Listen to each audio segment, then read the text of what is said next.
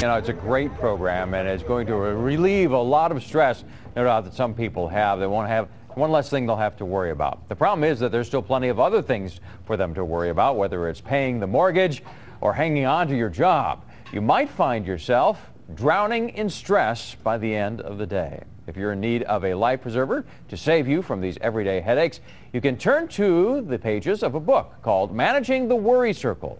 Joining me now with some healthy ways to cope with life's worries, author Ocean Palmer. Ocean, great to see you. Hey, thank you very much. Well, great to be here. So many people have so much to worry about these days. Yeah. Is worrying all bad? Is there some reason you should worry as a human? I mean, it's a natural condition. Yeah, absolutely. It is a natural condition. Some worry is actually good for you, because what it does is it inspires change. It inspires you to take action. But one of the keys is that the better we understand the different types of things we worry about, the more likely we are to focus on those things that will enable us to make positive change. So some of it is very good for you. There's some people that worry about everything, some people that worry about nothing, and I think most people fall in the middle. Right. And you know, with the economy in this situation it is right now, a lot of people are worrying about their job and their mortgage and things that might seem out of their control. Yeah. What can you say to those people? A couple things. You know, money is the number one bucket of things that we tend to worry about, but as you mentioned, people tend to worry about three kinds of things: things we can control, things we can influence, and things that are beyond our control. The mind processes these things differently. So when we're dealing with economic decisions, and some of them are going to be tough now for people, what we have to do is evaluate what our options are, select the right one, and whether we like it or not, and then take action. And if these are not necessarily easy decisions to make. No.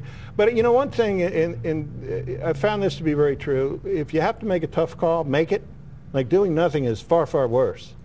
But if you have to step forward and take it, then let it. And it's not that pleasant. Let it fall into what I call the 3-day rule, which is allowed to bug you for 3 days. And after that, move on. Forget it. Move on. You've already gone past it. Because if you have the ability to wait, say, a month to make that decision, you'll worry about it the entire month. Absolutely. But you might end up making the very same decision that you can make within a matter of hours or just a few days. Right, and the stress compounds day after day after day. When we worry about things we cannot control, that are beyond our ability to take action and fix them, the mind works to its worst possible extreme, which almost never happens. And unfortunately, 40% of what people worry about are those types of things that don't even belong in their head in the first place. So I urge people to protect their thoughts. Make your head like a castle with a drawbridge. Allow the correct things in, sweep the wrong things out, and then pull the drawbridge back up and protect what's in your mind. So what's a common thing that people worry about that they can't control? Kids. Kids are great, far and away fall into the category of influence. You know, as a parent, we want to influence our children. Are we talking about adult children?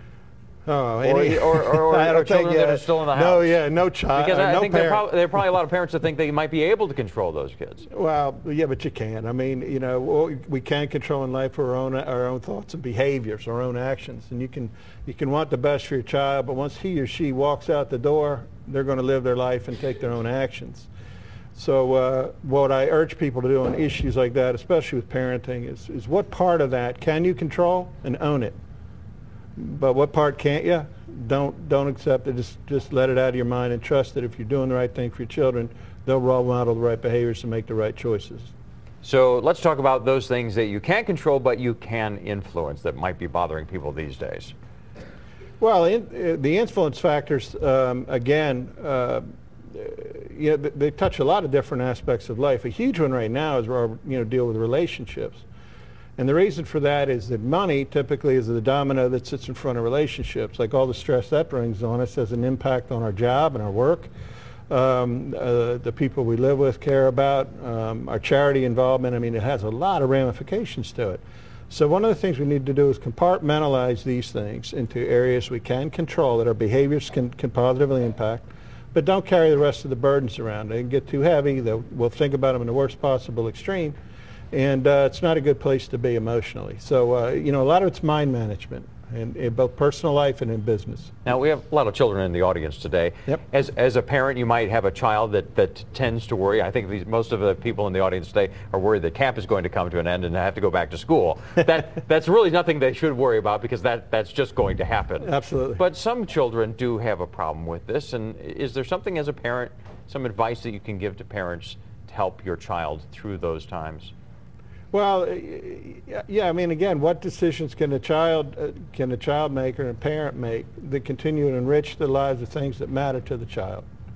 You know, life is absolutely wonderful. It's as wonderful today as it was before. You know, this economic mess happened to be even more wonderful tomorrow. And that's the world I think our children deserve to live in, and I think it's where they belong.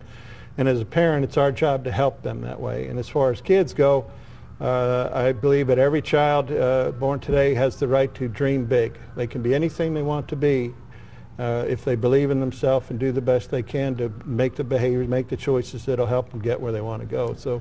So it's all about inspiration and being a role model. Does it help to load Don't Worry, Be Happy onto your iPod and play that every once in a while?